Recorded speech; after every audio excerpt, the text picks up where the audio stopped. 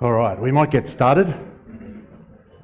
Please feel free to get up, grab a cup of coffee, some breakfast or anything else as we go. This is meant to be very informal and friendly, so don't feel like, even though I'm sitting up here behind a lectern, which I'll move around a bit in a minute, and I'm apparently wearing a thing called a Madonna mic. I think I'm about as far from Madonna as you can possibly get, but anyway, we'll see how we go. So before we start, a couple of welcomes and introductions, just an overview of the agenda that we're sort of looking at today. There's a lot of information today. A lot of our clients, there's several clients in the room, a lot of our clients have asked for lots of information on some of these topics. We find we're getting asked more and more, not just about employee share plans and employee ownership, but also about remuneration, salary packaging, benchmarks, KPIs, and a whole stack of other things that are sort of in and around this area. So part of what we've done today is add a lot of that information for you to get some ideas around what other people are doing.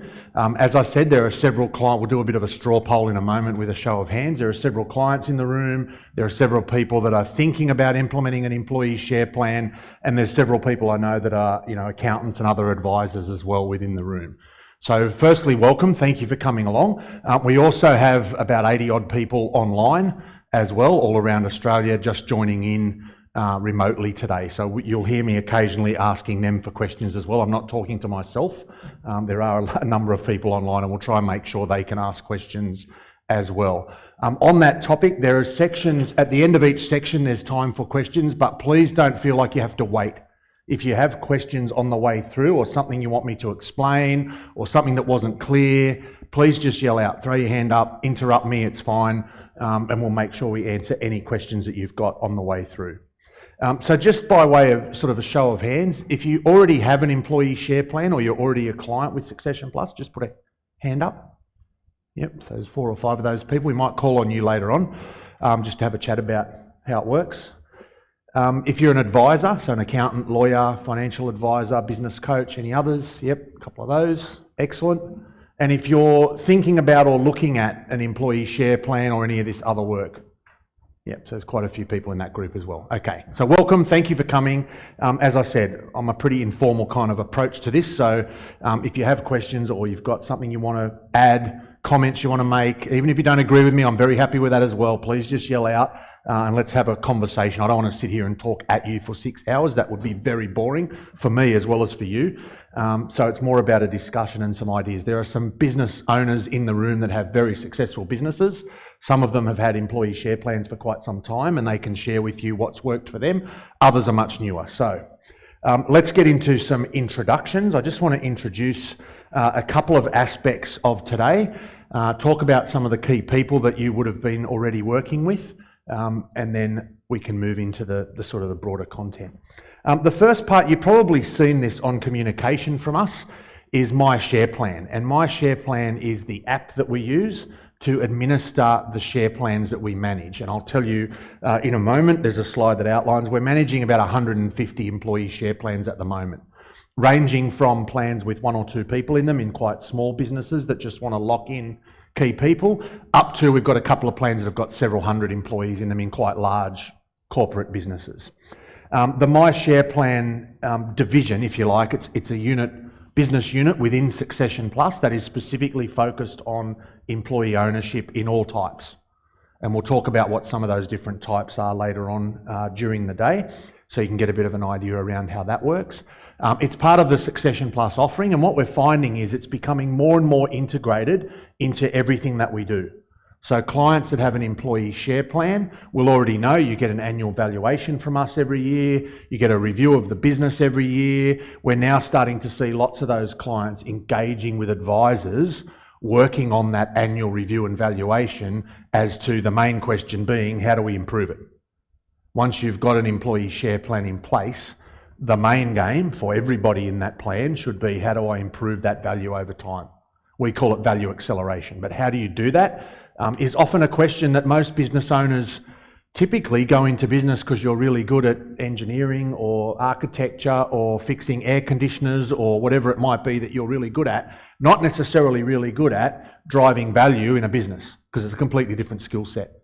So part of the work that our advisors do is help you work through that process in terms of value acceleration. The other important news, and I'll show you after lunch, we've just committed to a quite substantial, as in hundreds of thousands of dollars, investment in upgrading the My Share Plan app. So some of you would have seen, if you've had a report from us, Business Insights report, which is our valuation report, you would have seen the software that we use for that called Capitalise. We've spent nearly $2 million on that over the last 3 years. We're about to spend several $100,000 on the My Share Plan software. A, so that it's better integrated with Capitalise, so that you'll automatically see changes in valuation, and B, so that it's a much smoother process for you and your employees to look at. So for those that aren't familiar with My Share Plan, employees actually log into My Share Plan as well, mainly because they can then see, a little bit like if you've got a listed share portfolio, you can log in online in whatever platform you use and see the value of the shares, what's changed, what's gone up, what are the when's the dividends being paid, you know, what's the annual update on profit and all those sorts of things. That's included in the My Share Plan app. What we're trying to do there's a lot of academic research around the psychology of employee ownership, and a lot of that research around psychology is to make it look and feel like owning shares in Westpac or Macquarie Bank or BHP or whatever it might be. Lots more employees now, particularly younger ones, interestingly, are more familiar with investing and the share market and share prices. And even, you know, I've got two sons in their mid-20s. They are much better educated now on entrepreneurship than what I was, and certainly than what my father, who's in his 80s, was. Entrepreneurship at university when he went to uni wasn't a thing. Business was a thing when I went. Now it's all about entrepreneurship. So if you've got employees in their 20s and 30s, they have learnt about entrepreneurship. They grew up with Mark Zuckerberg and Elon Musk and all those businesses. They're much more familiar with it. The academic research actually says that younger employees are happier to own shares in the business they work for, but they don't want to own the whole thing. They're very risk averse, interestingly. So the My Share Plan app is therefore designed to engage with employees that are in your employee share plan. It's also an administration platform for you as an owner. For example, if you want to offer shares to 10 new employees next year, you would use the app to do it. So I'll show you a little bit more about the new version of the app after lunch and how it works and what we do with it. Just to note also, I see people taking photos of slides. I'm very happy for you to do that if you need to, but we are recording this, and we will send out after the event a link to the recording and a link to the slide deck. So don't feel like you've got to scrabble to write down every single word on the slides. We'll send it out to you. It's all there. It's all available for you after the event. Introducing the team for My Share Plan. Some of you already know these people really well. You probably met Yu Hong as you came in the door. Yu Hong is lucky enough to do all the administration for all those employee share plans. So when people issue new units, pay a dividend, you know, somebody leaves the company, somebody joins the company, Yu Hong manages all of that. And Mac Patel, who's up in the corner over there, actually runs our employee ownership unit completely. So if you have questions or queries, firstly, they'll be here today, but also their contact details. If you've got questions about technical, tax, administration, dividends, all those sorts of things with your employee share plan, they're the two people that you need to talk to. They're obviously in our office here in Sydney, and they're both absolutely fantastic. They've got a long history and background in working with employee ownership, so they know a lot about it. They're very familiar with it, and part of their role at least is to help you with anything you need. So if you need help, please feel free to reach out to Mac or Yu Hong or both of them. In terms of what we're trying to do with employee share plans, I think, you know, part of the academic research that I did as part of a doctoral thesis a few years ago was around employee ownership, specifically as a succession planning tool. There's been quite a major shift in attitudes towards succession and exit, largely because of three things, really. The first one is that baby boomers typically now, if I go back, let's say roughly 20 years, 2000, I was a CPA at an accounting firm, and I used to get asked all the time, can you help me sell my business? I need to sell it for $5 million to fund my retirement. 9 out of 10 inquiries about exit or succession looked like that. You know, I'm 60 years old, I'm going to retire in 5 years, I need to sell for $5 million, I've got to pay out my home loan and I want to fund my retirement. Let me tell you, nobody asks me that anymore. I don't get asked that question almost ever. It's very, very rare. Most baby boomers today are already reasonably wealthy. If you bought a home in Sydney 25 years ago, like most of them did, you're already a millionaire. And you probably don't have any mortgage on that home, and you've probably also bought another property or other investments as well as your business. So what's changed is just a psychological swing away from what we call financial harvest. I have to sell my business for $5 million to fund retirement, towards what we call legacy or stewardship. Now, everybody's happy to sell their business for money, don't get me wrong. That's not what I'm saying. Everybody's happy to sell the business for money. What people are really keen to do now is look after the stakeholders. And by stakeholders, that means employees, suppliers, customers, the landlord, the community that's bought from you for the last 5 years. All those sorts of things are becoming far more important and relevant. So what we're seeing now is a swing towards what we call legacy or stewardship exit strategies. Directly related to that, interestingly, is employee ownership, because that's one of the only exit strategies that actually combines both. If you think about employee share plan, you are selling down at current value, generally over a longer period of time, and I'll come back to that point, but it also allows you to include and reward those people that helped you get there, typically employees, the most common. I actually spoke to someone this morning before the event started who's had 2 offers to sell his business to it's a software business, to sell it externally, and knocked both of them back on the basis that he wants the employees in first. He said, I'm happy to sell it to those guys, but I want to wait 2 years and I want my employees in there first. If they can get 20 to 30% of the equity in that time, and then I sell the rest to the external party, happy days. So that's a typical, and that's literally a conversation I had today, that's a typical example of the sort of change in attitude and approach towards exit. The other part of it is there is a huge movement. I just came back from the United States 10 days ago, and I spent 4 days at a conference in Los Angeles called Project Equity.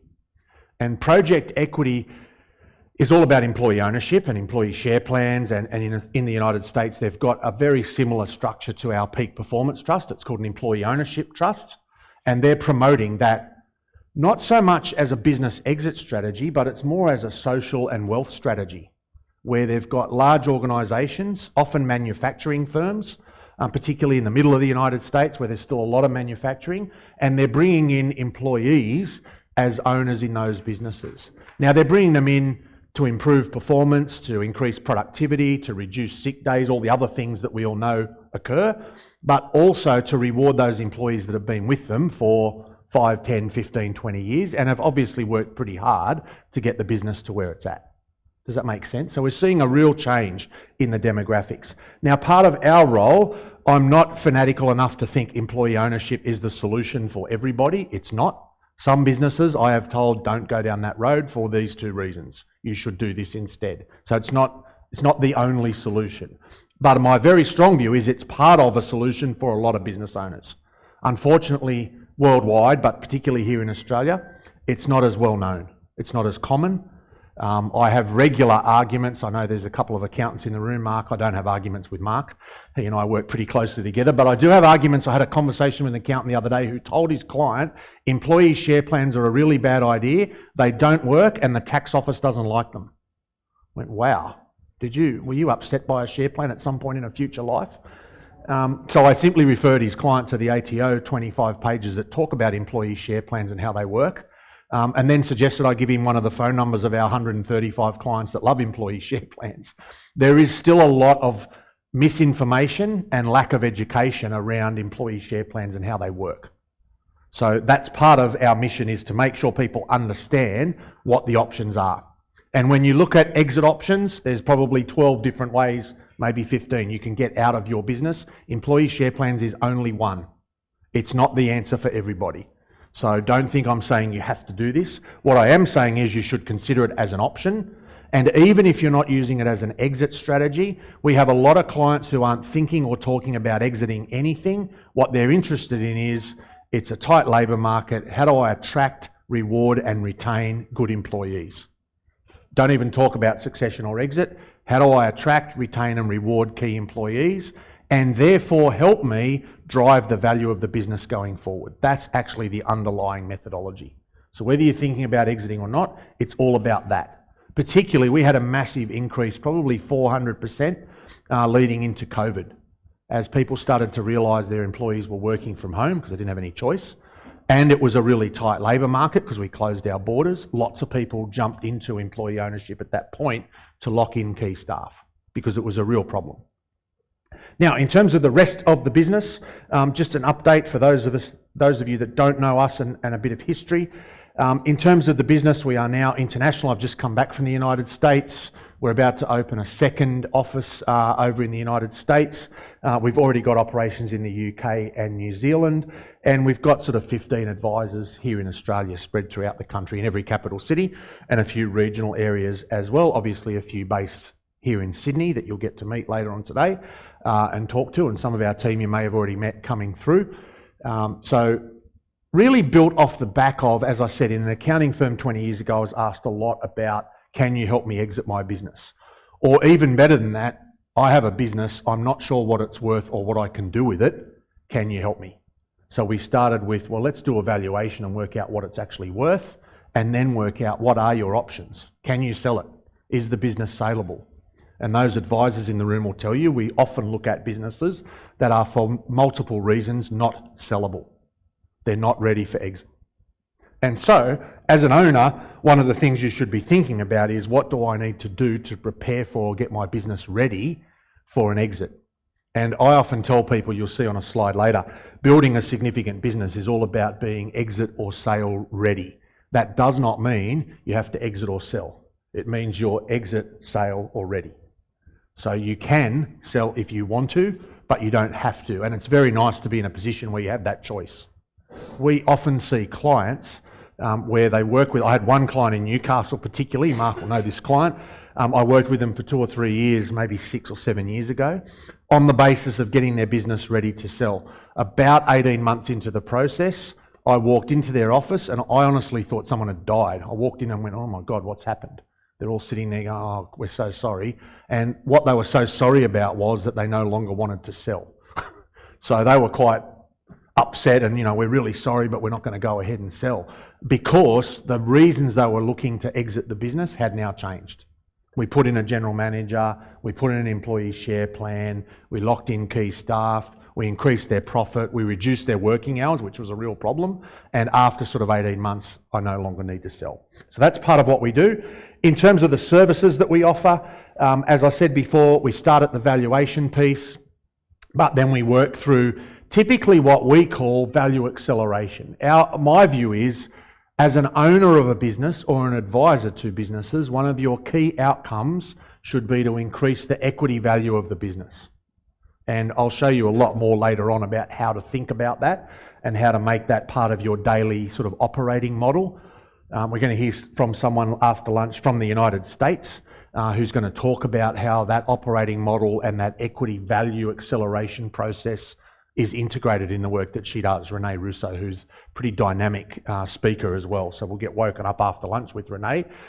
She's actually an Aussie. She's a Queenslander, but she lives in Canada and does a lot of work in the United States. She was actually at the conference I was at in Florida a couple of weeks ago. So she's going to present to us after lunch.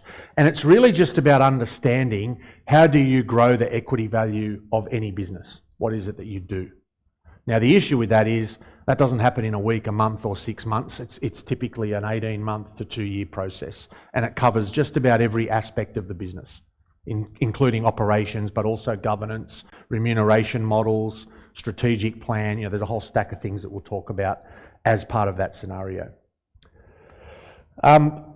Lastly, in terms of what we do and how we do it, just talking specifically about employee share plans. So the work that we do here, as I said, Mac and Yu Hong run this part of the business, but all our advisors are also involved in implementation of an employee share plan. Lots of people, and I've had several conversations where somebody comes back and says, oh, my lawyer said they can draft the employee share plan documents. And yes, they can, no doubt. And they'll probably draft beautiful documents for you. They don't do anything.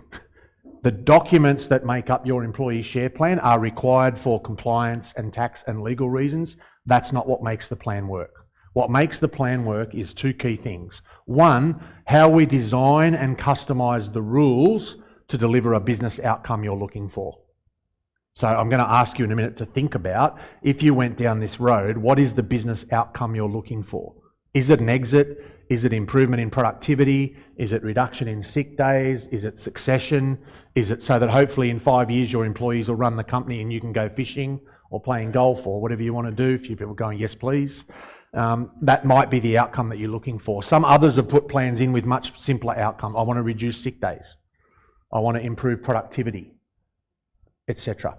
So that's the first thing. The plan rules and the structure of the plan have to be designed to deliver a business outcome. The second thing is all about employee education.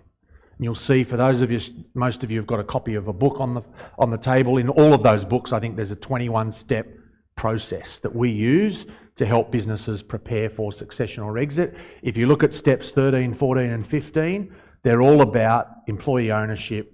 13 is called ownership mindset. That's all about teaching employees to think and act like a business owner. If you think about it, I imagine most of us, including me, were employees when we first started working. I had the fantastically motivating experience of working as a management trainee at Westpac Bank for 12 months. Hated every single minute of those 12 months. I actually was sent, for the last 3 months, I was sent as a teller out at Riverwood branch in Sydney, and on the day of the 12-month anniversary at the bank, the branch manager at Riverwood, who was probably 50 years old, I was only 20 at the time, calls me into his office, sits down and he said, Craig, we think you're going really well. They were paying for me to go to uni to do an accounting degree. We think you're going really well. If you stick with the bank for the next 15 to 20 years, you could end up in my job. I resigned the next day. I said, I'm not doing that. Terrifying. The reason I tell you that story is most employees for any business, not just Westpac, for any business, don't think and act like business owners. Not because they're bad people, not because they want to cause trouble. I've never met an employee who wakes up in the morning and says, let me think about what havoc I can cause at work today. People don't think like that. They don't have the skill set or the training or the education, or more importantly, the experience that you have as an owner to be able to think and act like a business owner. So ownership mindset, step 13, is all about teaching them what does it mean to be a business owner, to think and act about the business as if it was your business, as if you owned it. Step 14 is employee ownership, which is actually the implementation of the employee share plan. And step 15 is the one that everybody loves, which is management succession, which means at some point, someone else has to run the business. If you want to exit or retire or just work less than 60 hours a week or whatever it is that your goal is, you have to have those 3 steps in place. So when we talk about implementing employee share plans, that's what it's about.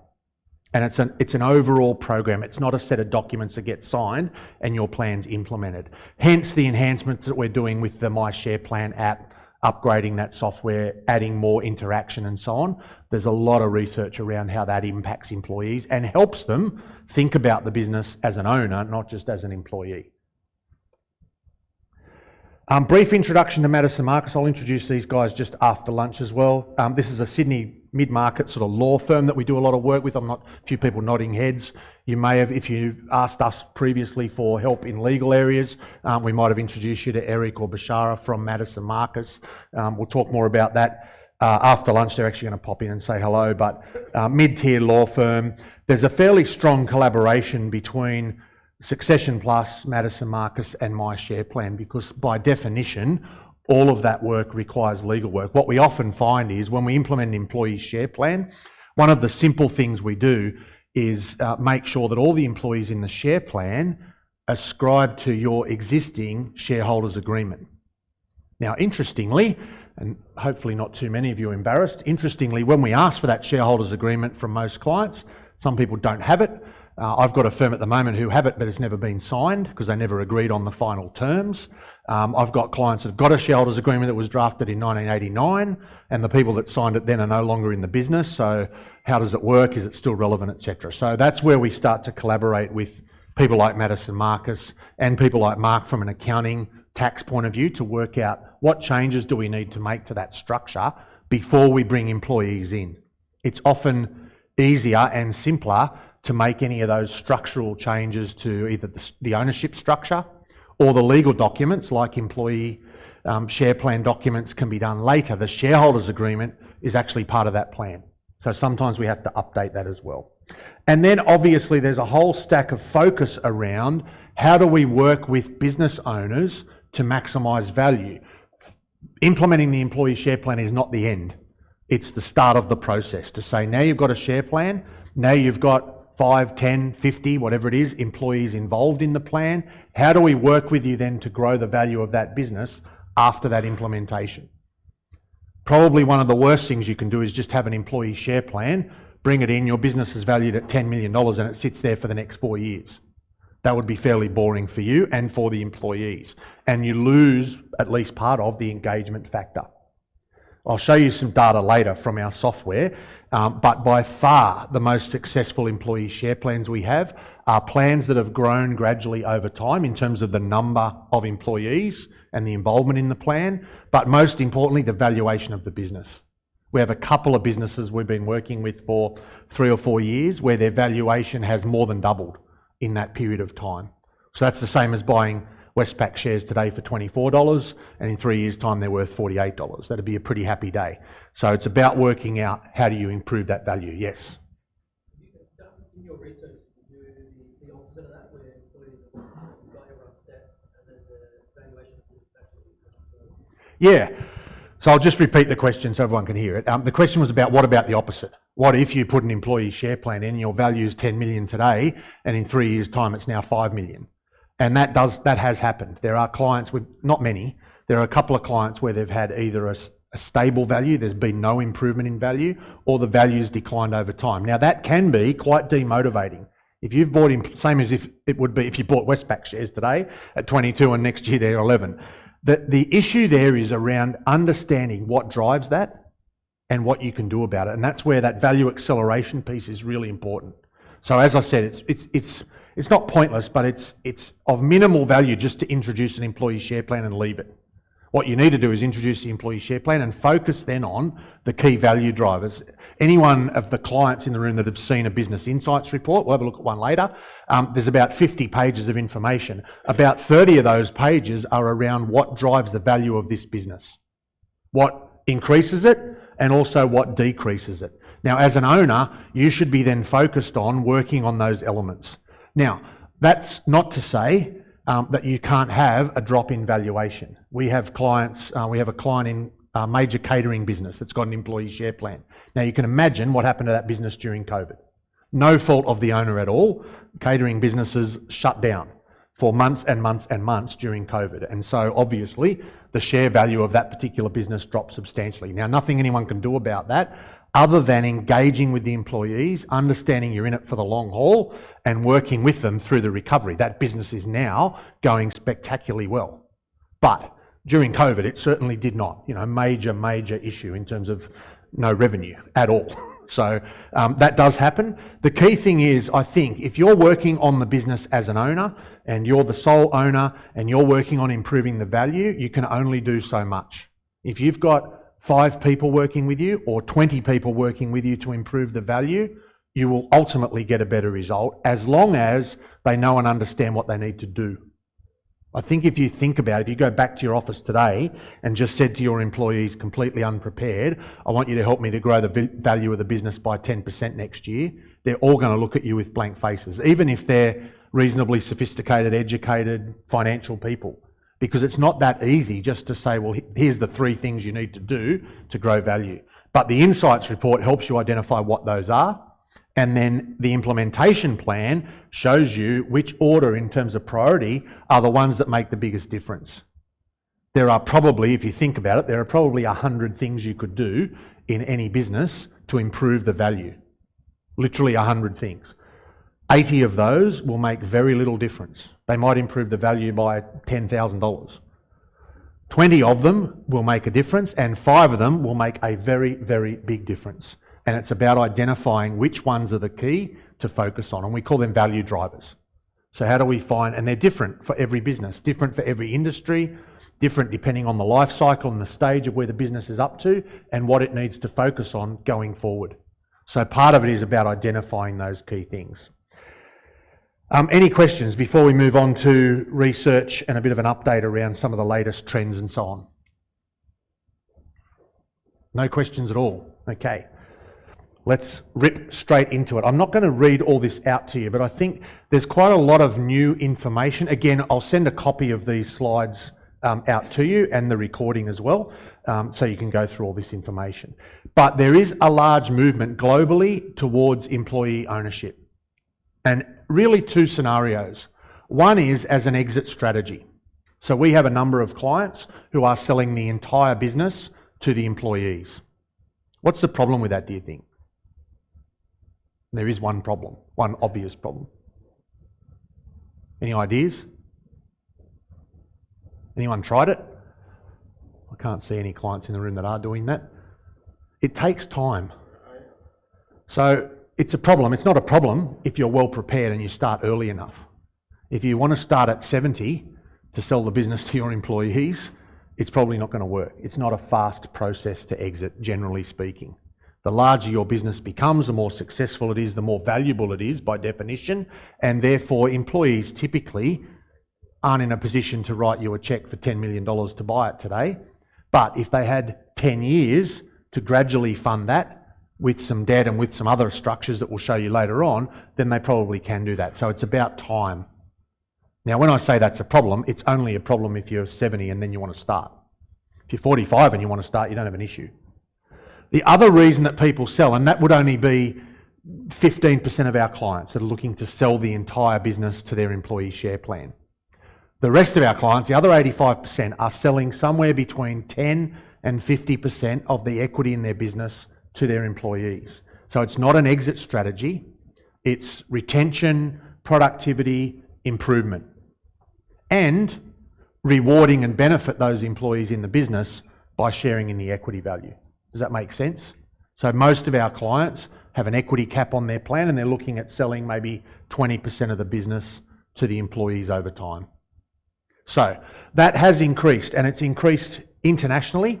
Governments here, 4 governments in a row now, going back as far as Tony Abbott, introduced tweaks or changes, fairly minor most of them, to the employee share plan legislation to encourage employee ownership. So Abbott, Turnbull, Morrison, the Labor government is now talking about increasing some of the limits and thresholds in terms of employee share plans, all designed to encourage the uptake of employee ownership. Some work better than others, but all of them are positive. Both sides of politics are very positive about employee ownership here and also in most countries around the world. Some of the research that I saw in the United States was certainly interesting. Lots of, unfortunately over there, a lot of aspects of employee ownership are state governed. Has anyone worked with the legal and tax and accounting environment in the United States? It's a whole world of fun, let me tell you, because every state has different rules. In Australia, employee share plans are covered either by the Tax Act, which is federal, the Corporations Act, which is also federal, and so we just have one set of rules. Doesn't matter where you are in Australia, you're covered by that. In the United States, a lot of that is covered by state-based legislation. So the employee share plan rules in Colorado are completely different to the rules in New York, completely different to the rules in Dallas. It becomes very complicated. But even in the States, they've made a lot of improvements in terms of the employee share plan rules over the last 5 years to encourage employee share plans.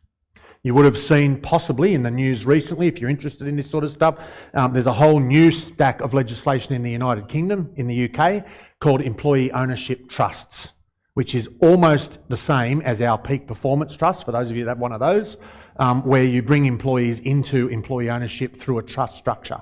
The UK government's now introduced that structure legally. They've given some tax concessions on it in the UK, again, to encourage that. So the summary of all that, without reading through all the research, is there's now a trend towards encouraging employee ownership. In the United States, if you're structured properly, in most states, if you sell your business to an employee share plan and meet certain criteria, there is no capital gains tax on that sale. Now, we don't have that here, unfortunately, as much as we might like it. I don't think it's ever going to happen here, but that's what happens in the United States. So they've made big steps towards encouraging employee ownership. You have to meet certain criteria, but it's not hard to meet those criteria. And if you then sell your business to your employees through an ESOP in the States, you don't pay any capital gains tax at all. So it's very, very generous in terms of tax concession over there. We have tax concessions here, probably not quite that good. But In terms of our own research, there's some interesting stats here. We now administer just slightly over 135 plans. There are 1,563 employees in those plans as of whenever you Hong did this the other day, last week, whenever it was. They own 8.6 million shares in businesses, and that value at the moment is 63.4 million. That value has increased nearly 15% in the last 12 months. So it's growing. The number of plans we administer is growing. We probably do somewhere between 4 and 6 a month in terms of new plans, but we've also got most of those plans are adding more employees. As the businesses grow, they add employees, but also importantly, the equity value is growing as well. So we have a number of clients, as I've said before, where the equity value has increased by 20, 30, 50, in 2 cases, more than 100% in 12 months. So they're getting quite substantial equity growth. Globally, a couple of key academic findings. Now, again, I'm not going to read through all of this, this data, but there are quite a number of academic research studies on the effect of employee share plans on business performance. Most of them talk about things like reduction in sick days, improvements in metrics like billable hours or productivity of employees. Some of them talk about increased retention. Computershare did a study here in Australia. Retention of employees in employee-owned companies is nearly double that of employees in non-employee-owned companies. So in non-employee-owned companies it's about 5 years, in employee-owned companies about 9.8. So it's not quite double, but it's very, very close.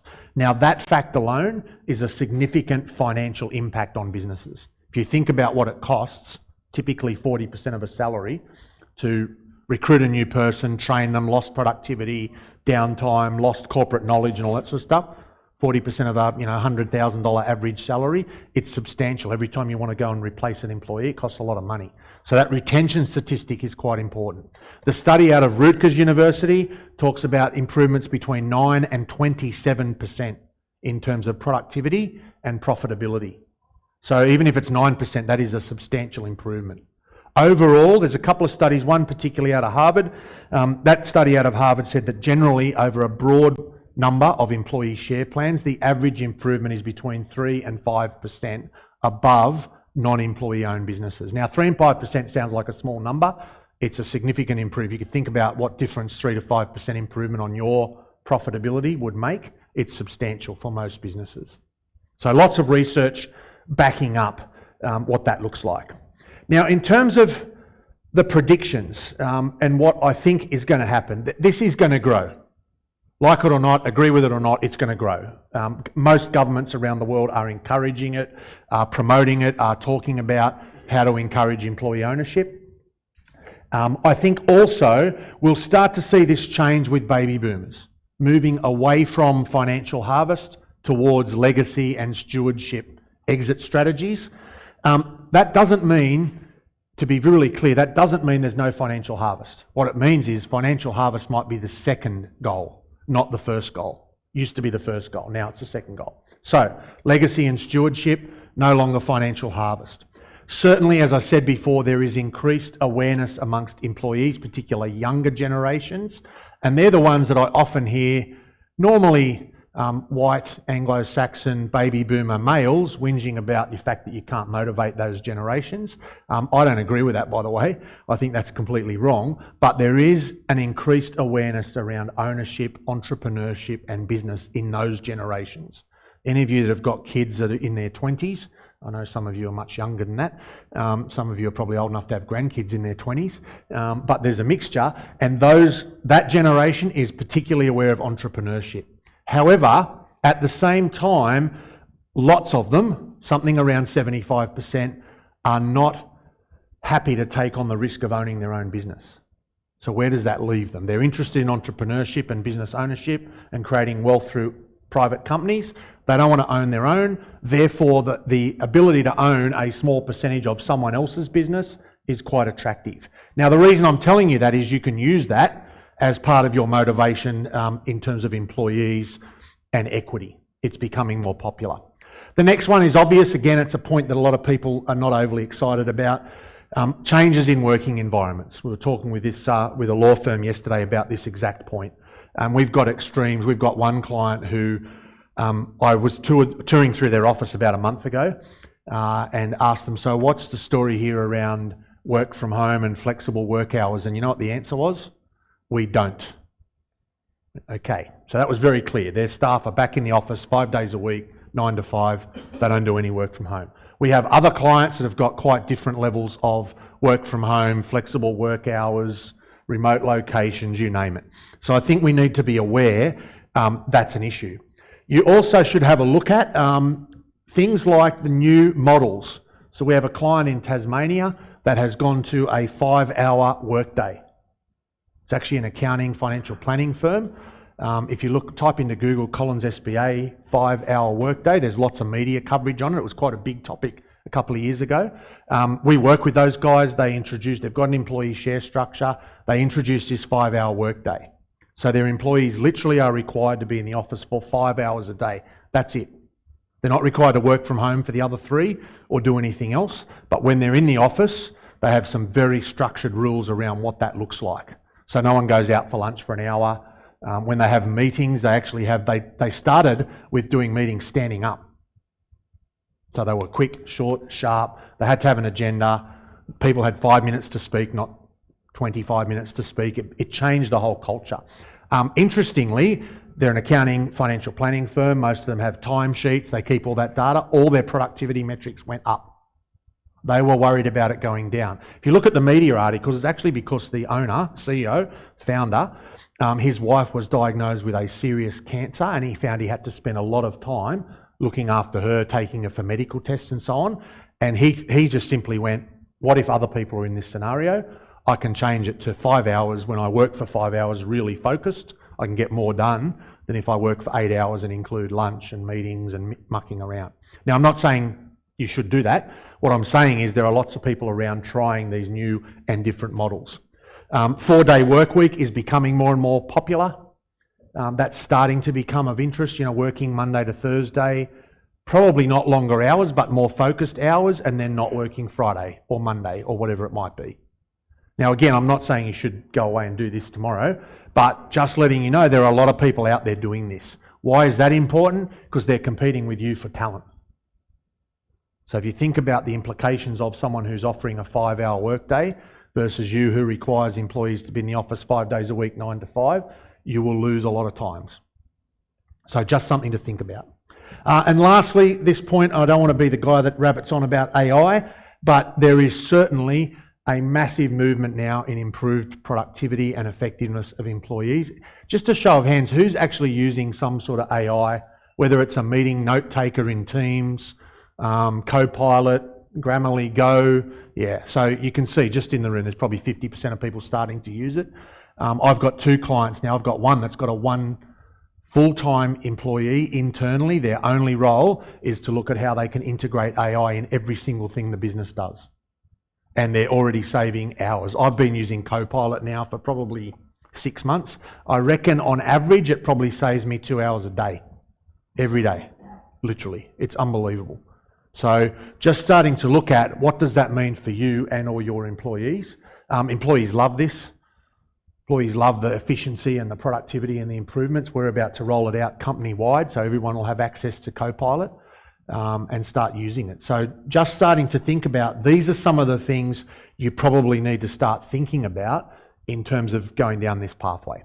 And they're not all employee ownership related. They're more about business and employees and efficiency. Now I'm going to pause there. Questions, comments, anything you don't agree with, anything you're not comfortable with?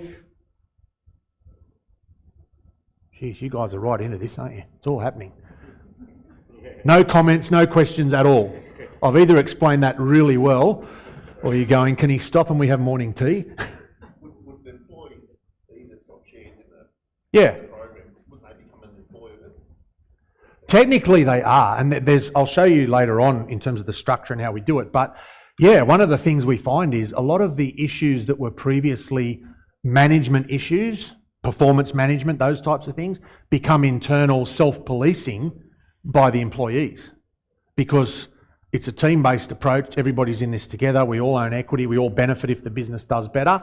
Therefore, if Fred over here is coming in late every Monday because he's had a huge weekend and he leaves early Friday because he's about to go on a huge night, sooner or later the employees will say, hey mate, you're not pulling your weight, you need to contribute, we're all in this together. So yes, it can, and that's the idea of getting employees to think and act like business owners.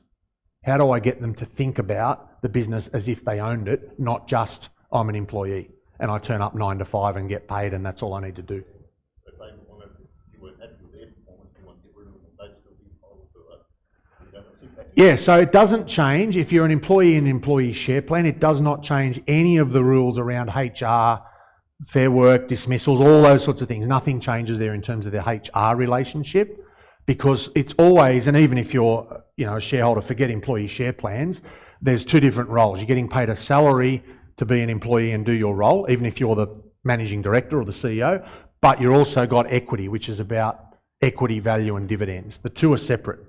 So yes, you can still, if there's a performance issue or some other issue, the employee can still resign, you can still dismiss them, all the normal rules apply. It doesn't change that legal relationship. What happens to their equity then? Yeah, so, and I'll go through this in a bit of detail later, but most of our employee share plans have a clause, by definition, employee share plan you need to be an employee.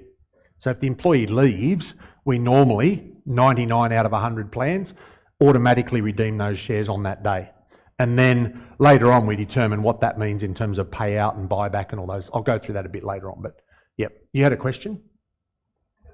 Sure. So if you say you're selling the company at the end, you have 10 years of Yep. the company, and then you put it, for example, on 5 shares. But the business requires the employee to stay, continue with the other one. So how is it then like the one gives you certain amount for the Yep. when you give the employee the 5%? Yeah, good question. Yep. Yep, let me go through that. So the question was around if I've got an employee share plan, I've got an employee that owns 5%, and I then go and sell my business to an external third party. Somebody comes in and says, there's $10 million, I want to buy the whole business. There's two things that can happen there, and we've actually got clients that have been through that sale. The first thing is, yes, the employee will get, or is entitled to, 5% of the sale price. So if you sell it for 10 million, that employee is now selling their equity for 500,000. But what will more often than not happen is the buyer will look at that employee and say, I need that person. I actually don't really want that person to take $500,000 and leave because they're a key part of running the business. So what a lot of clients have got in place is a mechanism. It's very common in the United States to pay in cash, not in shares, a stay bonus. So if I sell my company to you, I would offer the employees a stay bonus. In other words, if you're still here 12 months after the sale, I'll pay you 20% of your salary, or I'll pay you $10,000 or whatever that might be. What we do is use the employee share plan to replicate that stay bonus. So in other words, you sell the company, the buyer's, or one of the buyer's biggest risk is going to be employees leaving after the sale. You know, I go and buy your company, 3 people decide they don't like to work for me, they leave, I've now got a big problem because 3 of your key people have left. So what the share plan allows you to do is pay a stay bonus for those people to stay. So your example of the employee that had 5%, we might say to that employee, as long as you're still here 12 months after the sale, I'll give you another 1%. And if you're here 24 months after the sale, I'll give you another 1%. So they can get a benefit from staying on. Some of the clients, I've had one client that sold to a small listed company. In that example, what they said to the employees was, you've got 5% equity in XYZ Proprietary Limited. We're going to redeem that, but we're going to give you the equivalent in shares in our employee share plan because they're a listed company, they've got their own share plan. So that could happen as well. It's unlikely and probably not beneficial to pay the employee out the $500,000. Because they're likely then to say, right, I've got $500,000, I'm going to go and retire or leave or go and set up my own business or do something else. So you might want to come up with some combination there. And the structure of the plan normally allows you to do that. Any other questions? Yes? I noticed on your data that the average employee in your share plan earns about 40 grand worth of stock. Yes. In your research, what's the number that actually motivates people? Yeah. Like if you give everyone $1,000, Great question. Yep. Yep. So there's 2 key parts to that. So the question, just to repeat the question so everyone can hear it, what's the average amount, if you work it out, on our plans is roughly $40,000 per employee. But there'd be very few people that have got 40,000. We've got some people that have got 340,000 and some people that have got 5. So the answer is really quite important. There's two key factors here. One is, you're right, if you give someone $1,000 worth of shares, it's not enough. It's not really enough to change behaviour or motivate them to do something, whether that's just to stay or to perform better or whatever it might be. But what it does do is brings them into the plan. So what we recommend is a slow but steady increase in the number of shares and the value of the shares that each employee holds. So if you put them in with $1,000 and the intention is that's where they stay forever, that will not work. But if you put them in with $1,000 and then you offer them $5,000 next year, and then you offer them the opportunity to salary sacrifice and buy some more shares so they can add to it, and then you pay them a dividend which they can reinvest and buy more shares, over a period of time as that increases, that then becomes meaningful. The amount is actually lower than a lot of people think. It's generally somewhere between 10 and 15% of salary that makes a significant... So if you think about a bonus, if someone earns 100,000, you gave them 1,000, they're going to go, okay, that's great, have a nice dinner or whatever, I'll go away for the weekend, but it's not going to change my life. If you give them 10,000, now we're starting to think about, okay, that's a reasonable increase. 15, 20, and obviously the higher, the more impact it has.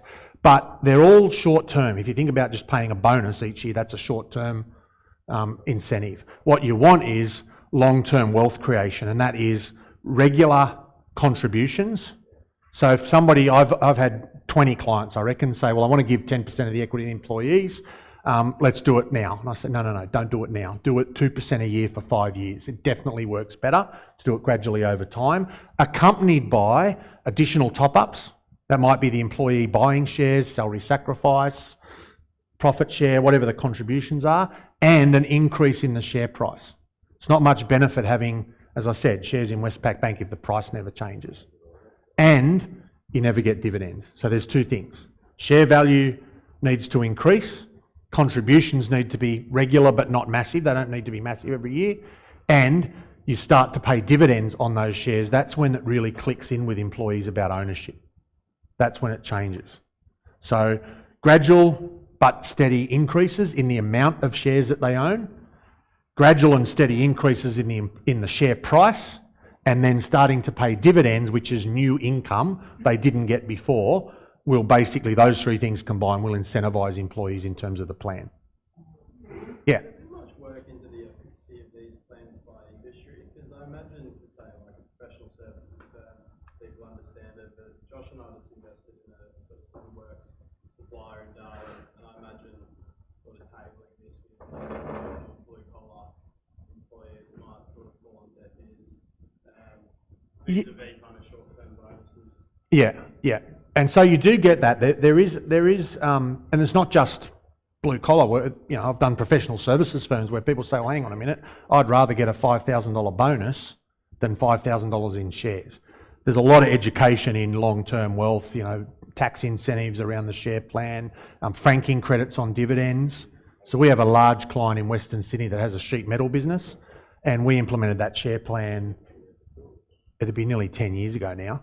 And so the education workshop around that implementation, I spent an hour talking about shares, dividends and franking credits because most of the employees didn't understand it. It's probably one of the most successful plans we've had.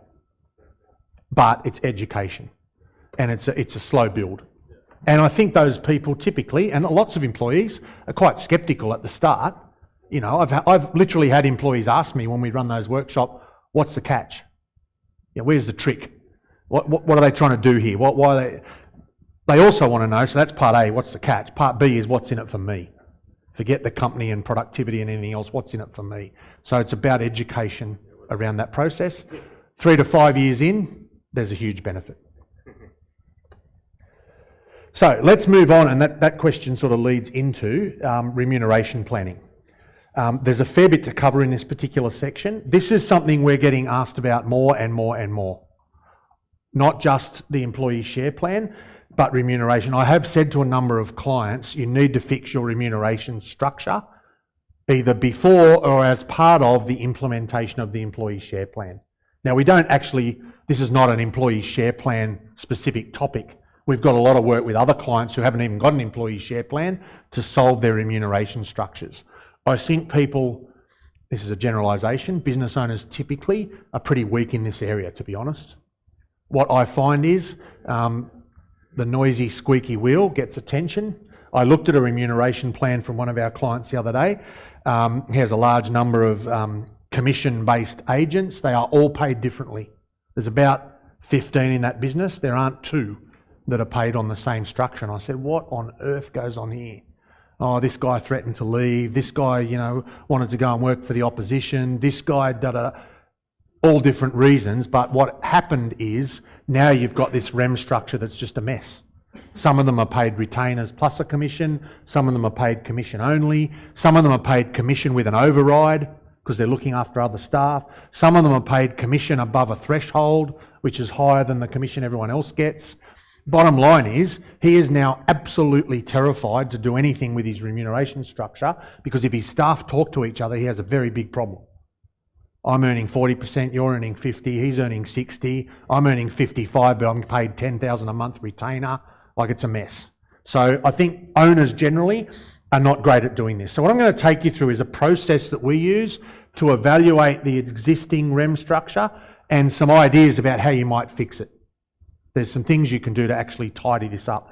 Let me just say at the start, employee behaviour is largely driven, not entirely, but largely driven by how you pay them. If you think about kids and pocket money, it's the same thing. It's just a grown-up version of kids and pocket money. Those of you who've got kids and pay them pocket money, it's either because they do their jobs or they've behaved or whatever it might be, right? Employees are the same. Their behaviour can be heavily influenced by the way that they're paid.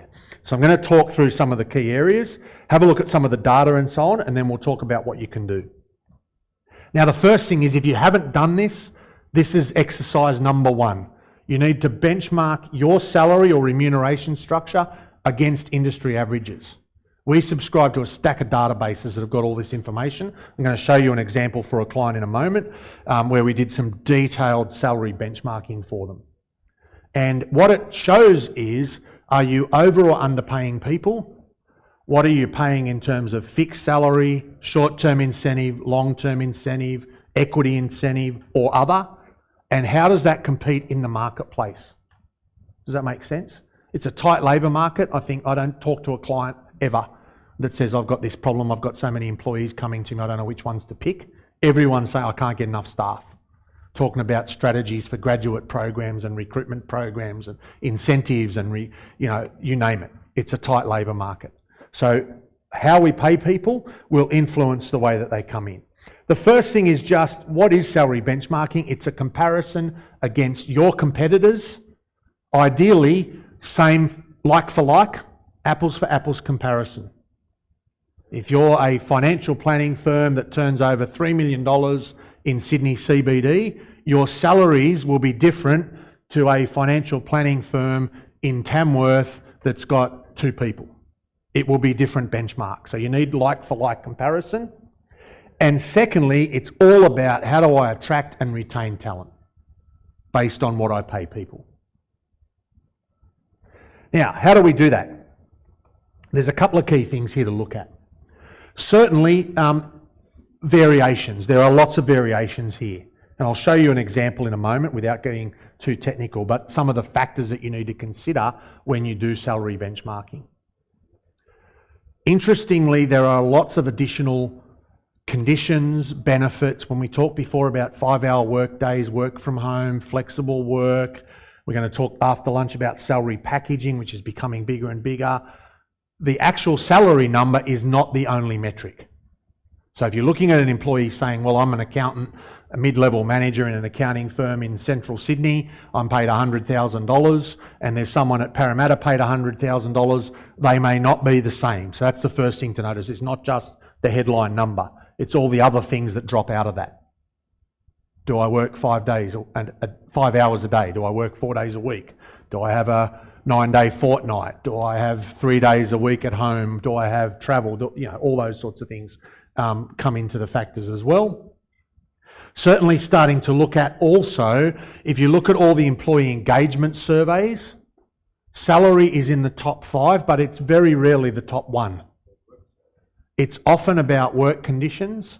It's often about work mates and workplace. So am I learning?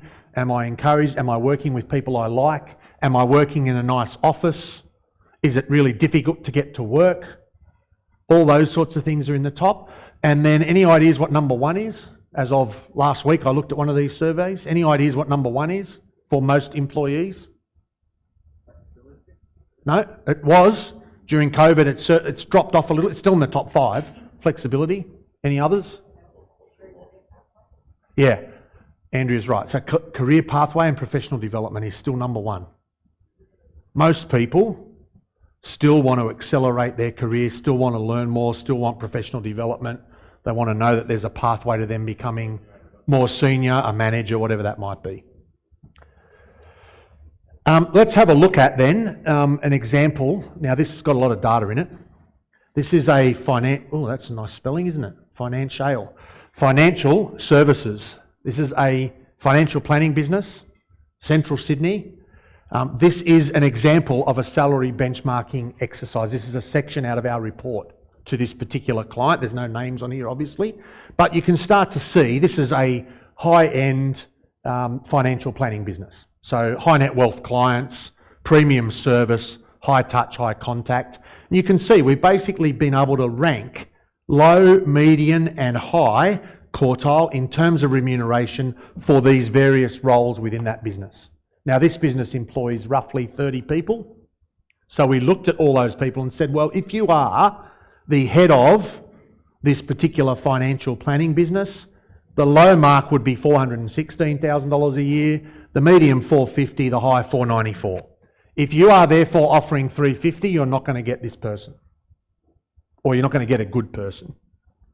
And then all the way down, if we start to go all the way down through all these particular roles, now these are all categories of roles for financial planners. So if we've got someone who's a product specialist, that might be an investment expert into managed funds or interest rates. If you look at the expert level, 264, 314, 341. The numbers aren't important. What it shows you is you can benchmark any role against industry averages and start to see what should this person be paid. Now, if you haven't done that in your business, I would recommend you do that. Just start with this. This report is 8 pages long, but that's the page that matters. What do people get paid in average by my competitors? And therefore, what do I have to pay to go and attract them and retain them? Because if you're below this, you'll either lose people or you won't be able to attract people to join you. Down the bottom then, there's a couple of other key things. There's a breakdown then, if we're in that mark and we're paying that amount of money, what's the breakdown between salary? Obviously there's super as well, and cash bonus, short-term bonus, and then down the bottom, deferred bonus or deferred awards. What's the incentive? And you can see how then that compensation is packaged up. So lots of businesses looking at fixed, which is salary and income, including super often, short-term incentives, bonuses, and long-term incentives, which are often these deferred awards. And in fact, the report includes, if you have a look at the next page, breakdown between those. So firstly, what's the year-on-year, 23 to 24, salary increase? Secondly, what percentage of the total remuneration is bonus versus salary? And thirdly, then, what's our mix between the 3 elements? What's salary and fixed? What's short-term incentive? And what's long-term or deferred award? Now, the long-term and deferred is often employee share plan. Not always, but often. Does that make sense? Any questions on that? Has anyone had a salary benchmarking exercise done? Yes? How did you find it?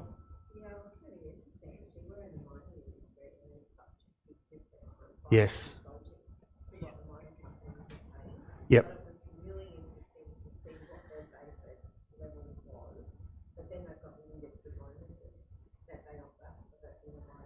Yeah.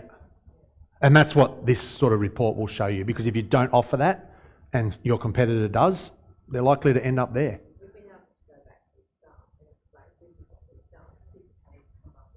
Right.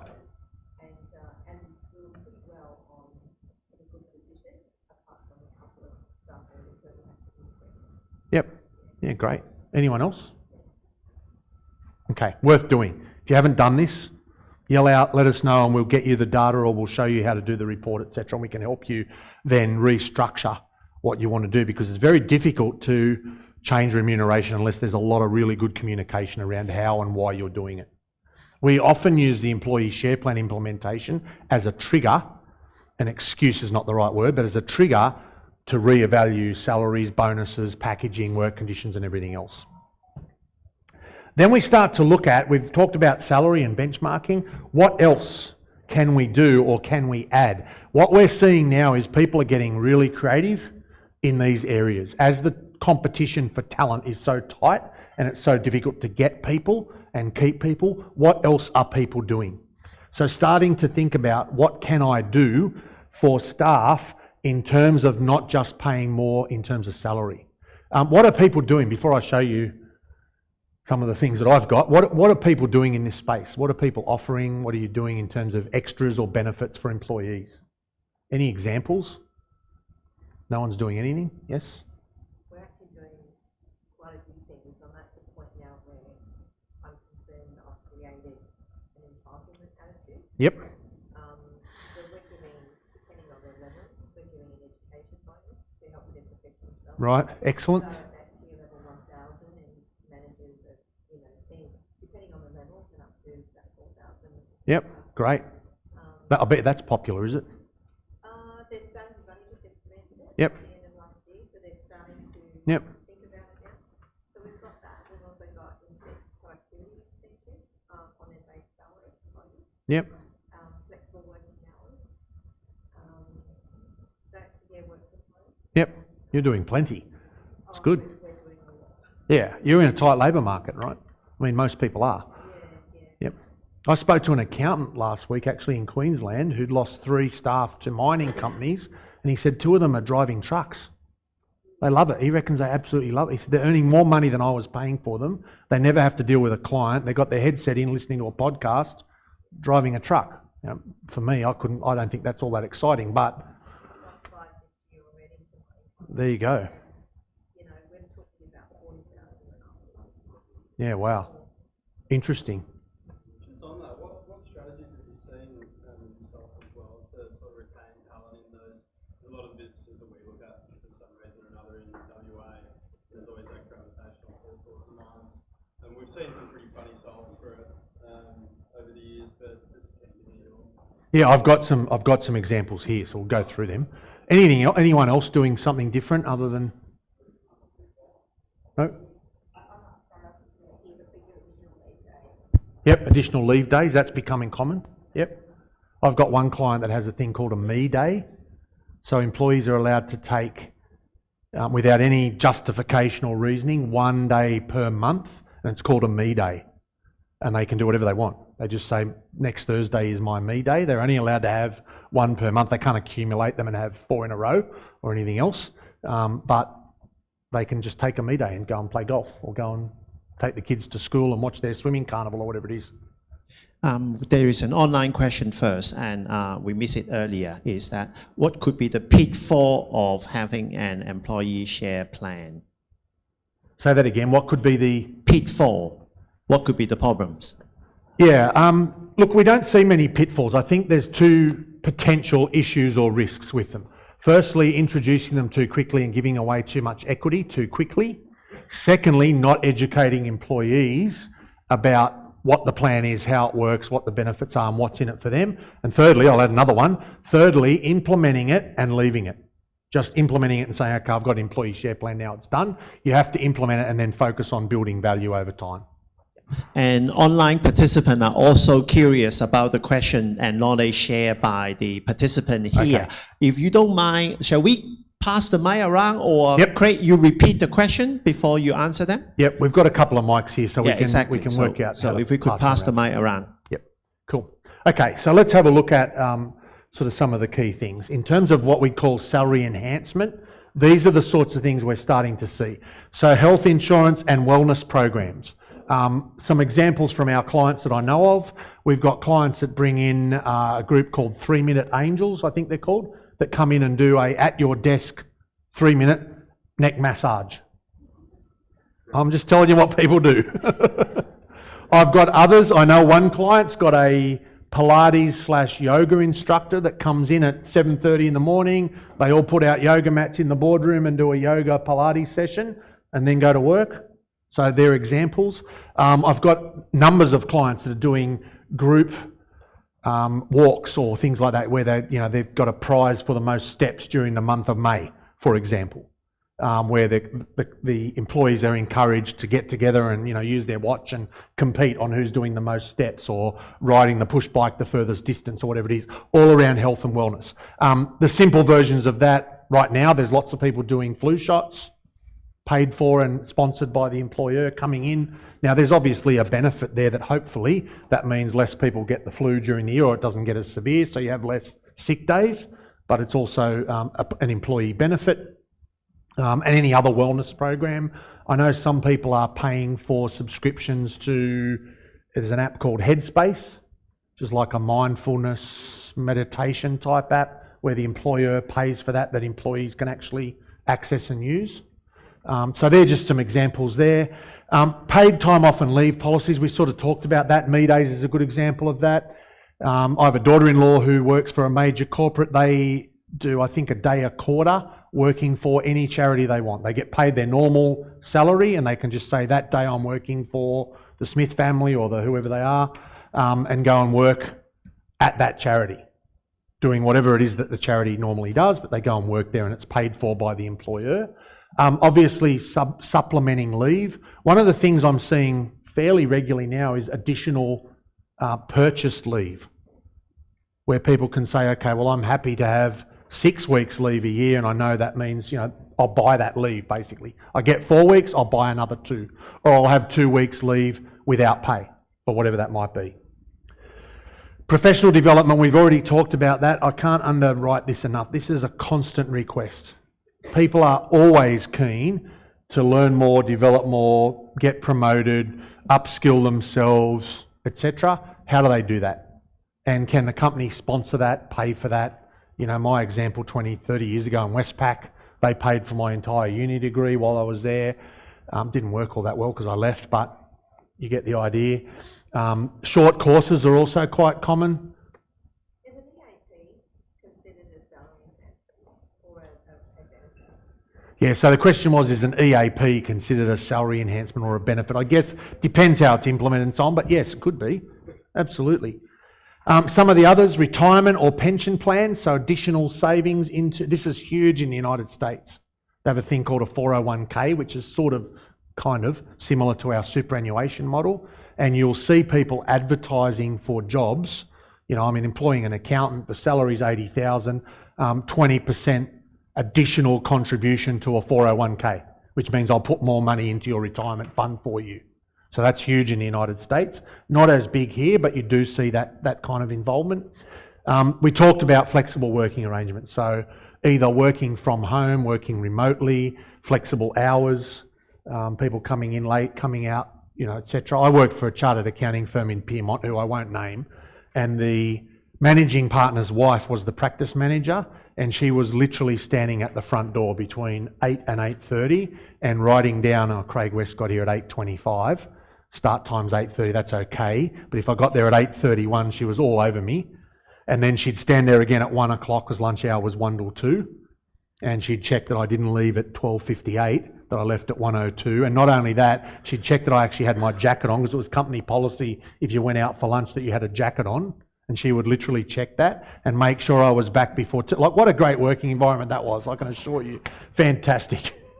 Haven't things changed now? Imagine doing that to your staff now. Where are you going? What time is it? Why haven't you got a jacket on? It just doesn't work. So flexible working arrangements, and that doesn't just mean hours. It means location, remote access, technology, meetings remotely, all those sorts of things as well. Including now we're starting to see a lot of clients have employees that are either travelling and working. I know someone, a friend of mine actually, who's actually what they call doing a lap. So they're actually driving around Australia, still 100% employed by a large corporate. Now, I don't know how that works, but that's what they're doing. And then obviously Other benefits like company car, transport allowances. I know Uber's now got a business employee benefits package.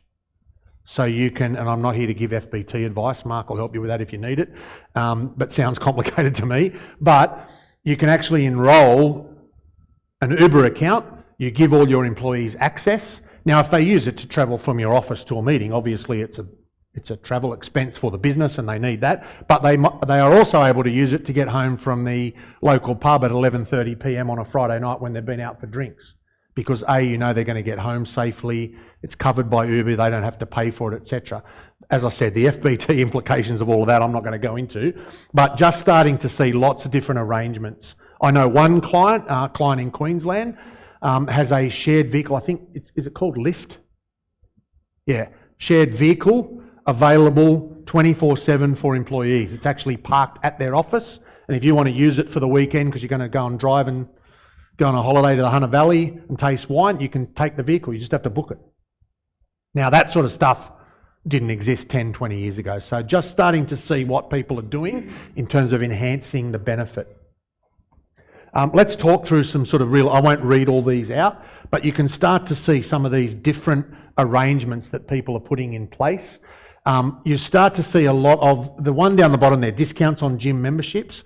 I would say business or corporate discounts generally, there are now a lot of packages you can enrol for as an employer that give your employees discounts on all sorts of things, on cinema tickets, on restaurants, on Uber, on groceries at Woolworths, like everything. There's lots of programs like that you can get into. One that I saw, one of our clients uses Perk Box, P-E-R-K Box, and you as the employer subscribe, you pay on a monthly amount, and then any employee of yours can just go in, they put in their employee details and your company details, they log on and they get all these discount voucher style approach. Now I'm not saying that's for everybody, but that's certainly what's available. Retirement, we've talked about this already.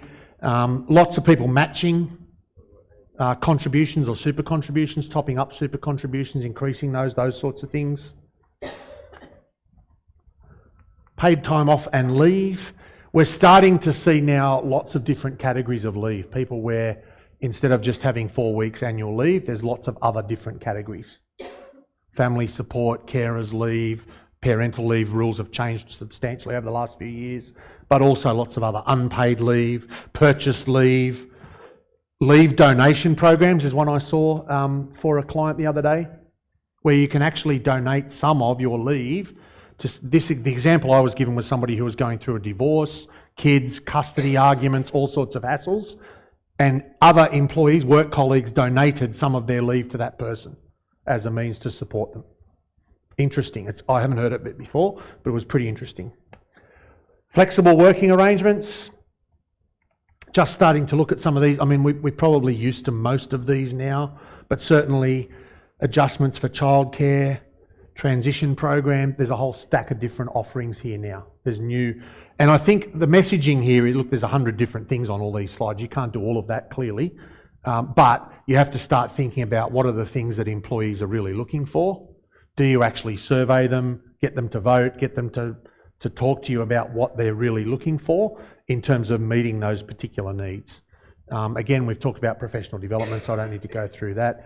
Then we start to think about some of the incentive-based benefits, so performance bonuses, and we'll talk a lot more about bonuses and KPIs and how we structure that as we go, but certainly also things like recognition programs, additional time off, experiences. I've got a couple of clients that have these experience vouchers. They'll give you a bridge climb or a flight in a fighter jet, or I couldn't think of anything worse, but depends what you're into, right? Let's look at bonus schemes, and then I think we'll stop for some morning tea after this, because there's obviously a couple of key things here. To be really brutally honest, we see a lot of damage done by bonus schemes that are badly designed. We actually spend a lot of time unwinding or reversing bonus schemes that people have put in and inadvertently created bad behaviours, inadvertently created incentives for people doing the wrong thing. And because they're badly designed or haven't been documented properly, or they just didn't think through the implications. And at simplest levels, things like commissions and so on, we can start to talk about some of those issues. So 2 real types of bonus schemes, short-term and long-term. And the reason we have both is we need to encourage both types of behaviour. Short-term behaviour this week, this month, this quarter, maybe even this year, to long-term incentives over 1 to 5 years. How do we incentivise people for those? And that's obviously different time scale means we need to create different incentives and different behaviours that drive those particular bonuses. So the first one is really, if we start to think about short-term incentives. So let's take by definition week, month, quarter is our time frame. We're starting to think about then what are the things that might make us eligible for these short-term incentives. And again, I'm not going to read through all of this, but starting to think about some of the key things. What are the things that might qualify for you for a short-term incentive? I'm going to talk later about hygiene KPIs. I'm actually seeing people now, and again, this is an example of a bonus scheme that doesn't work well, starting to put in bonuses and incentives around what I'd call hygiene factors. The most common one I get, and I get it with, I'm going to say 75% of our professional services clients, is employees completing timesheets. I actually have people paying bonuses to employees completing timesheets, which I find absolutely bizarre. But they're doing it. Why are they doing it? Because it's really hard to get employees to complete timesheets. If you ask professional service employees, what do you hate? It'd be in the top 3, 4, 5 things. I hate doing timesheets. But paying a bonus on that means it becomes what? What does it become? As soon as you start paying a bonus on it? Yeah, it's not an expectation, it's not a requirement. I call it a hygiene factor. It has to be done. You can't make money in a professional services firm if you're billing out time and no one's doing timesheets. So it's not an optional extra. It's not something you should be paying, oh gee, I'll pay you a bonus because you were nice enough to do your timesheet this week, but we do have people doing that. The other sort of things that we should be looking at here are what else are we looking at in terms of non-performance related factors. And some of the things that we're seeing work really well here are things like peer support programs. I've got a couple of clients that have a peer review component in their performance scores and are paying bonuses based on that. In other words, I'm happy to spend half an hour training another employee in how to use our new software. Not part of my role, not in my job description. I shouldn't be being paid for it, but I am because I know that helps that employee and the business overall. Therefore, I'm creating a behavioural change. Then we look at long-term incentives, start to think about how do we reward people and align that reward with long-term company success. Now, this is where very quickly we come back to employee ownership. There's a very direct relationship. If you own shares in a business, by definition, you benefit from the long-term success of that business. So there's a direct connection. But in some businesses, we don't have the opportunity to put an employee share plan, either for legal or regulatory reasons or some other reason.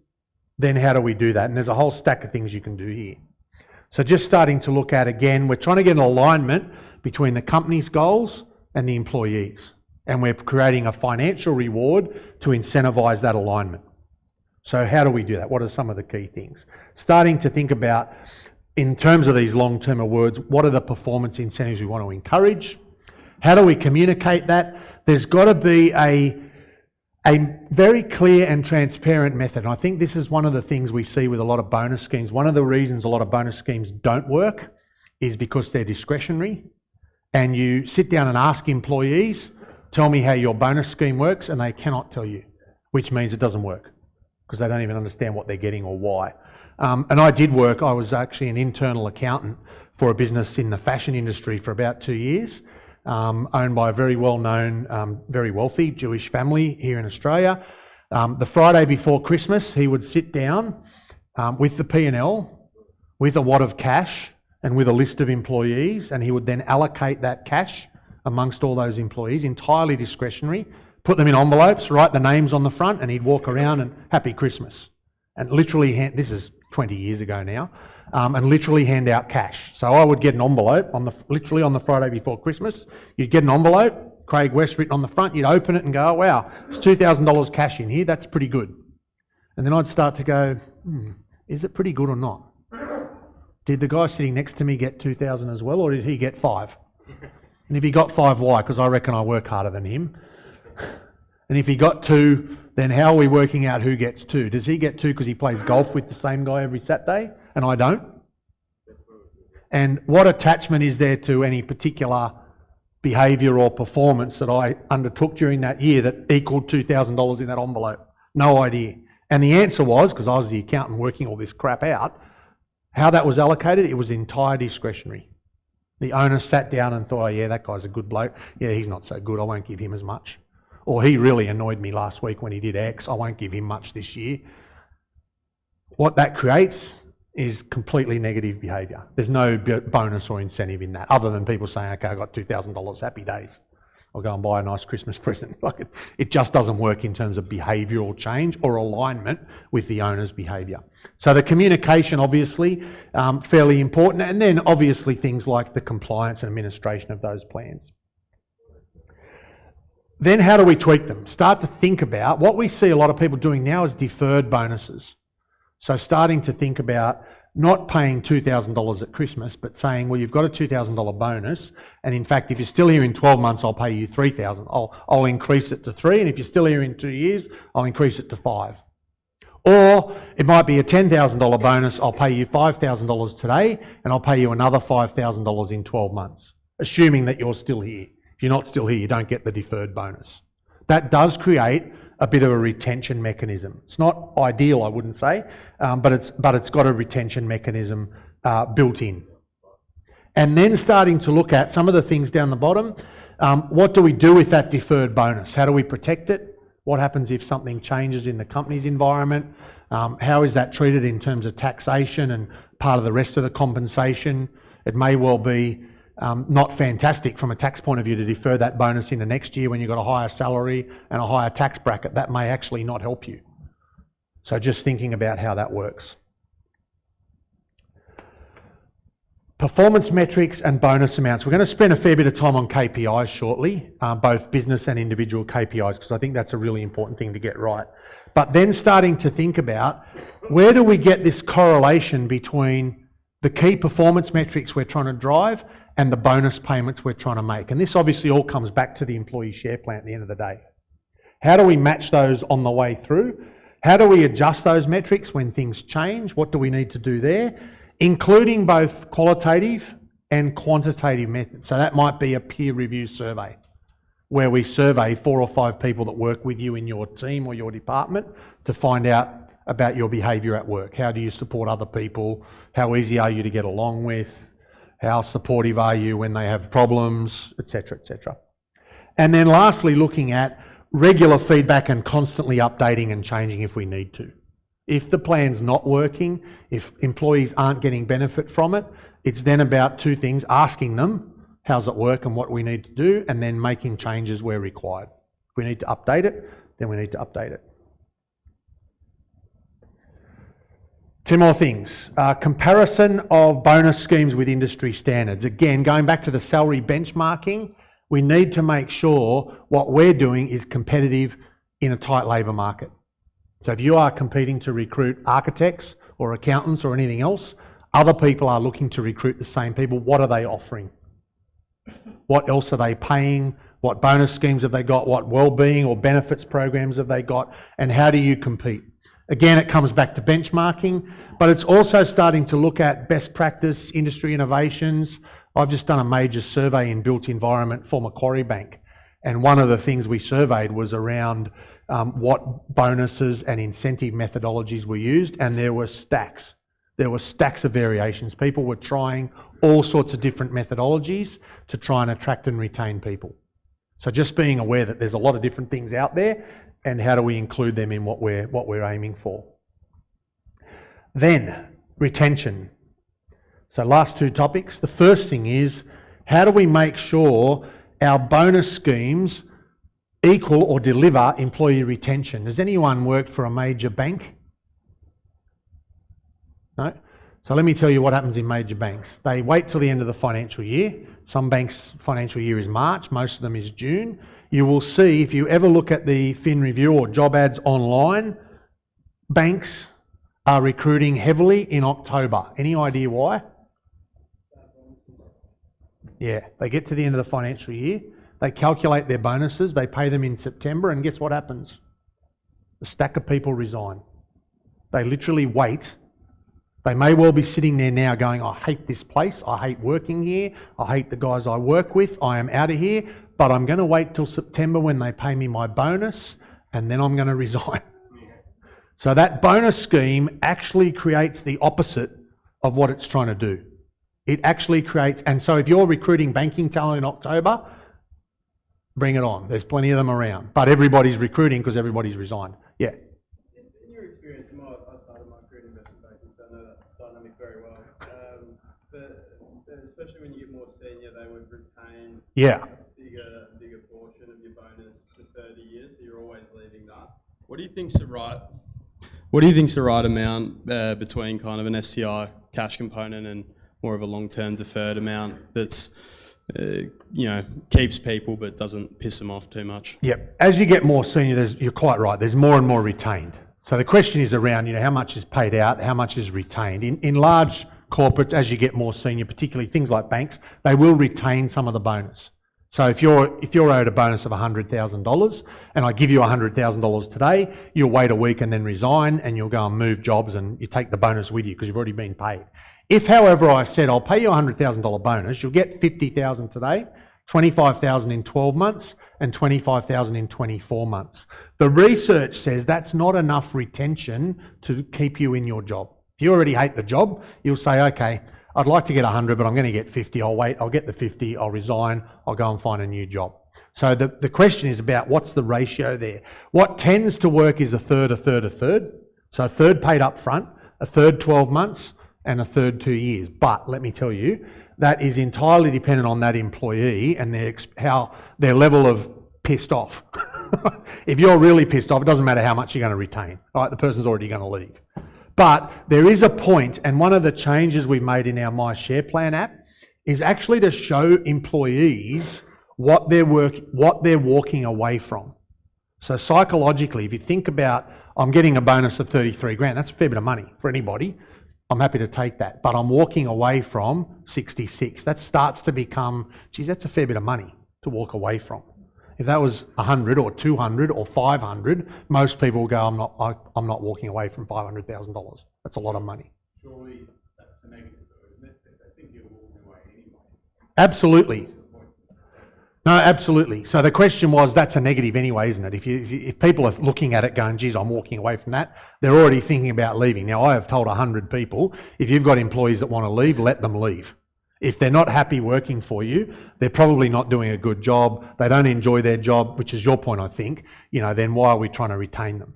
What we've got though is, in this very competitive market, we've also got, as most of you would be aware, employees getting approached, getting poached, getting offers from competitors to say, hey, I know you work in XYZ, what do they pay you? I know examples where I've had clients tell me, employees get a random phone call from someone who's looked them up on LinkedIn. Oh, this guy's a very senior architect who worked on this project.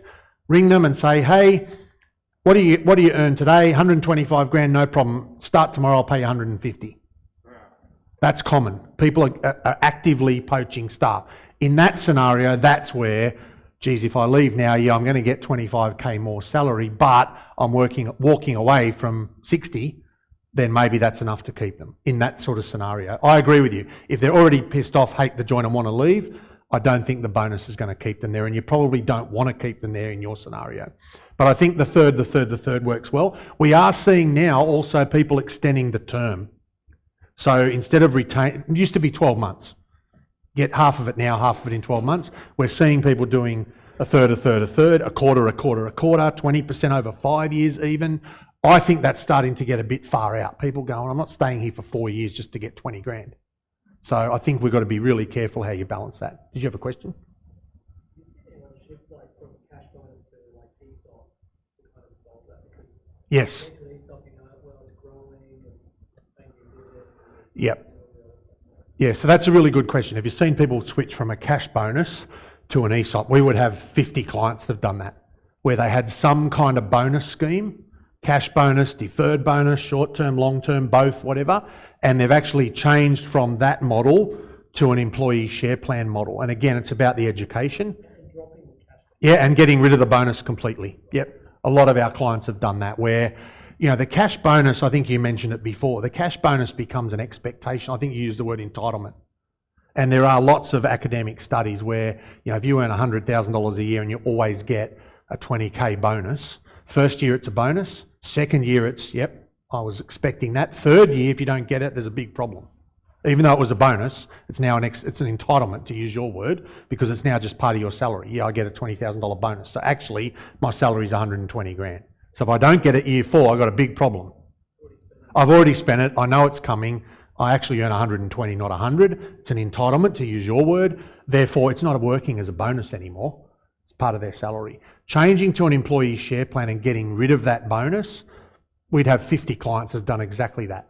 They no longer pay any kind of short-term or long-term cash bonus incentive. It's all replicated inside the employee share plan. And the only thing I'd say about it, it certainly works. The only thing I'd say about that is it's education.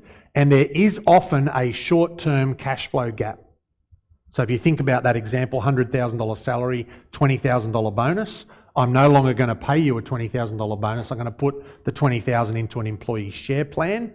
There are tax concessions for employee share plans, so there's some benefits to getting the $20,000 in shares rather than cash in terms of tax, but there will often be a short-term cash flow differential for the employee who says, well, now I've got a home loan, interest rates are high, I've gone from 120 less tax to 100 less tax, and this share plan which doesn't pay my home loan. So there's a lot of education around that, and that's why I said ages ago, bringing in dividends sooner and more regularly is often something we recommend to most of our clients with employee share plans, to A, pay dividends, which most of them do anyway, but not to pay them every year or 6 months, to pay them every quarter or even every month, because it replaces that differential in income. Did you have a question? Yeah, I do. Sorry, I'll come back. Yep. No, go on. When you actually implement an ESOP, then some staff have already been working for you 2 years and some only 3 years. Where does it all start into those? Yep. So the question was, if you bring in an employee share plan, you've probably got employees that have worked with you for 10 years and some that have worked with you for 3 and some that started last month, right?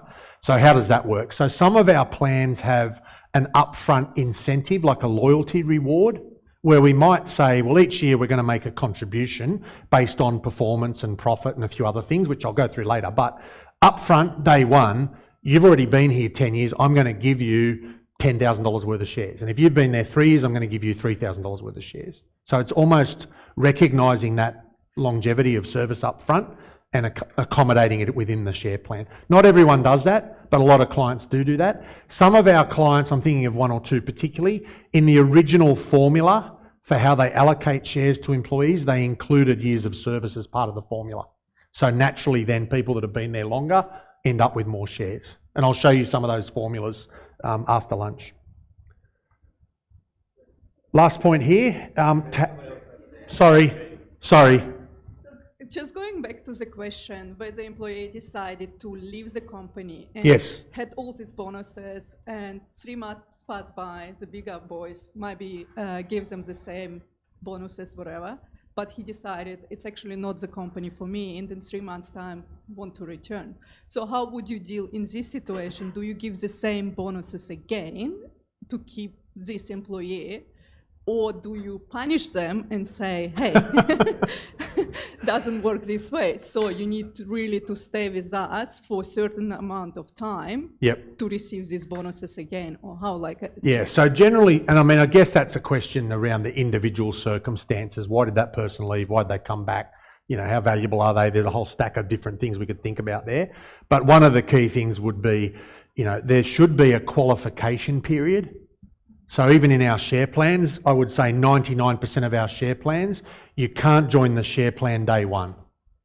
So if you join the company and start working for the company on the 22nd of May, 2024, you can be invited to join the plan, but you can't get any shares until the 22nd of May, 2025. And that's for a whole stack of reasons. Obviously, you've got probation periods, but you want to make sure the people that are in these plans are actually people you want to work with and you want to stay long term. And for them as well, they need to make sure that that is the right company for them and they want to stay with you and it's all working. So we often have a qualification period. I would say that should be the same for bonuses as well. Even short-term bonuses, you want to be here for 12 months before you can go into the bonus scheme or the bonus pool. You know, you don't really want someone starting today earning a bonus next week. What would you suggest is the right time frame for the qualification period? I think most of our plans would be 12 months. Some of them have got 24 months. I think it depends on your time frame overall. I think 12 months is probably the minimum. You probably don't want to go shorter than that. Having said that, I've got 20 examples of people that have recruited someone quite senior, and what they do generally then is invite them in on day one so they can join the plan, but they can't get any shares for 12 months. Now what that does, it means when you actually make the employment offer, included with that offer is an invitation to join the share plan. So it might say something like, you know, our normal qualification is 12 months. However, if you join us today, we'll invite you to join the plan today, but you can't be allocated any shares for 12 months. What that does is it means they know they're in the plan. There's a serious offer to join the plan. That's often used in recruitment of senior people. Is there a capital gain sort of differential between those two things? It's just when the shares are issued? Yeah, so I'll go through the tax a bit later in terms of the share plans, because there's quite a lot of different tax concessions that apply. But in that example, no, it wouldn't make any difference if I invite them today and then they wait 12 months, or if I invite them in 12 months. It does make a difference to the employee, though, that you're recruiting, because they know that you're serious about the plan, you're bringing them in straight away.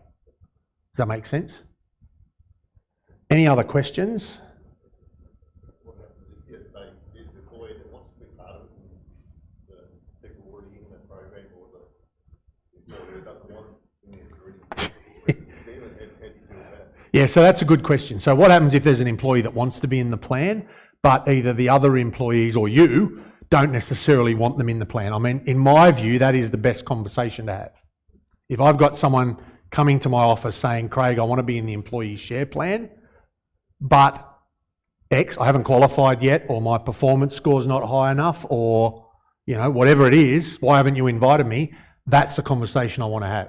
Because it's very easy to sit down and say, well, you should be in the plan, but your last 2 performance reviews in a row, your score was 6. I've got a client, you have to have 2 annual performance reviews above 80% before you can get in the plan. So if I've got 2 years in a row at 70, that's a conversation I want to have. I'd love you to be in the plan, but your performance score's only 70 out of 100. Here's why. Here's the 3 things that made it 70, not 80. You go away and address those, I'll put you in the plan. That's a great conversation to have with an employee. I think I've said to a lot of clients, the ideal world is where you get employees coming to you asking either, how do I get into the plan, or how do I get more shares? Because that conversation's the easiest one on earth. In terms of other employees not wanting them in, we haven't got a lot of examples of that happening. I think there can be that scenario where people don't understand dilution. And dilution's a whole, we could spend an hour talking about that. What I find mostly, even seriously well-qualified financial people focus on the percentage, not the dollar amount. So all I do is educate people. The percentage ownership doesn't matter. And you do get a lot of baby boomers. I have to own more than 75%. I have to have, and I go, really? Why? And they don't know why. It's just in their head, I have to own X percent. It's not the percentage that matters. Forgetting about legal issues around control and so on, that's something you can handle separately, but it's all about the dollar amount. So if employees understand that, yes, I might go from owning 5% of this company to owning 4%, the reason I now own 4 is because I brought in these 2 new people. The only reason I would bring in those 2 new people is if they had significant value, dollar value. So yes, I now own 4%, but I own 4% of a $10 million business versus 5% of a $5 million business. It's a smaller piece of a much larger pie. And if you stop focusing on the percentages and get people to focus on the dollar amount, that problem goes away. But let me tell you, that's a difficult education piece. A lot of people focus on the percentage. And lots of people talk about, if you own 1% of Microsoft and all that sort of stuff, and that's true. That's just a different example of a smaller piece of a much larger pie. Yeah. Yeah, it depends how it's set up. It can, but it can also be a case where in a trust structure, the trust votes as a block and the trustee votes for the employees. Corporate trustee with the same directors. Yep. Any other questions? Okay, I think what we might do is pause for morning tea and have a break. I think the break, let me just check the agenda and make sure I tell you the right thing.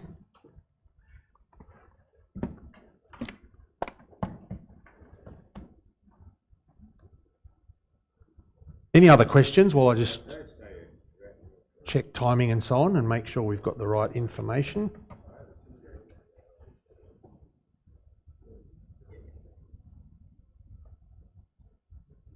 Okay, let me just find the right information here and make sure I'm telling you the right thing. Wow.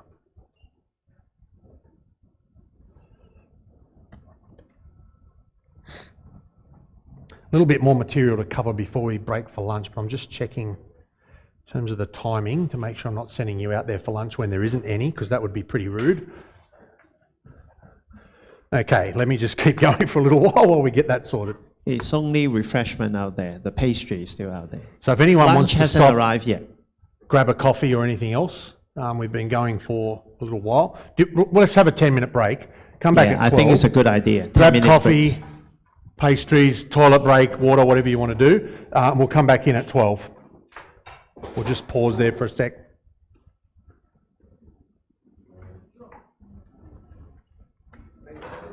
Let me just, Before your first Q&A. let me just turn this off.